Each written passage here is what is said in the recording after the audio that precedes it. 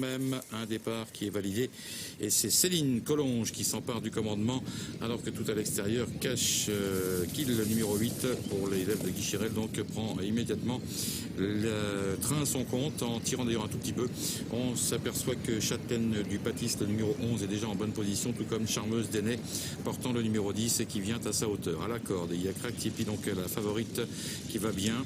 Elle est accompagnée par le numéro 6 Caline de l'Oasis. Tout le monde a bien franchi cet obstacle. À l'arrière du peloton notait la présence du numéro 4 Camille Flora et du 12 Craquella pour l'instant, tandis qu'en extérieur le numéro 5 Cavalerie s'apprête à les franchir avec ses petites camarades le quatrième obstacle du parcours, avec une épreuve quand même plus rythmée que l'était le premier rendez-vous tout à l'heure.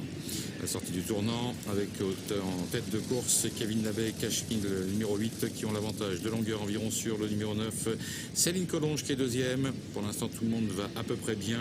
On a Charmeuse d'Ainay, le numéro 10, qui n'est pas trop loin, accompagné encore par Cavalerie, le numéro 5, venant à l'extérieur.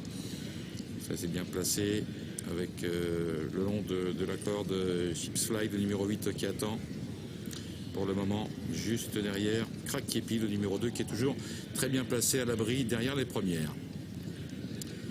On va vers le cinquième obstacle du parcours, avec l'avantage pour Cashkill, le numéro 8 au centre, avec Kevin Nabet, toutefois escorté maintenant par Céline Collonges, qui s'est un petit peu rapprochée à sa hauteur côté corde. Charmeuse d'Ainay est toujours troisième et précède le numéro 11 Châtelaine du Patis, qui vient juste derrière, ou plutôt à l'extérieur maintenant, talonné par le numéro 5 Cavalerie, alors que côté corde Crack Tipi, la favorite, est toujours excellemment placée pour l'instant. On voit Caline de l'Oasis et ses Casac Rose avec Olivier Join qui est juste derrière les premières. Elles vont deux par deux quasiment pour l'instant.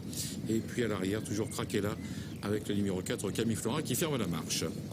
Sixième obstacle avec toujours un petit avantage au centre pour le numéro 8 Cashkill, qui est le meilleur de longueur d'avance pour l'instant. Mais Charmeuse d'Ainay, le 10, se rapproche sensiblement de Céline Collonges qui serre bien sa corde toujours.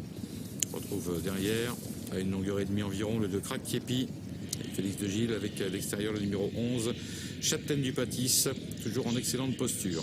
Cavalerie numéro 5 qui s'était rapproché tout à l'heure se cantonne maintenant à la 6e place en attente derrière les animatrices. On viendra passer devant les tribunes avec maintenant pour aller sur le 9e obstacle les mêmes positions devant, à savoir l'avantage d'environ 2 longueurs voire 3 longueurs pour le numéro 8 Cashkill, toujours là très allante depuis le départ. Devant le 10 Charmeuse d'Ainay qui est deuxième, à l'extérieur le 11 Châtelaine du Patis passe en 3e position. Céline Collonges maintient sa 4e place actuellement côté corde, et puis le numéro 5 Cavalerie avec James Reveley est toujours excellemment placé, tout comme Crack Tipi, le numéro 2, qui est dans leur sillage.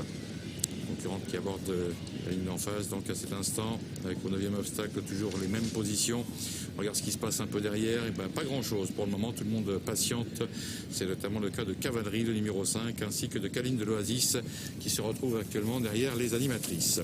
Les animatrices qui abordent dans quelques instants le 11e obstacle du parcours, avec toujours l'avantage pour Cashkill qui est là. Le peloton est toujours très groupé, avec derrière le numéro 10 Charmeuse d'Ainay qui est toujours deuxième. On a une chute à l'arrière, il s'agit du numéro 3 Cybèle de la Bruni qui est tombée.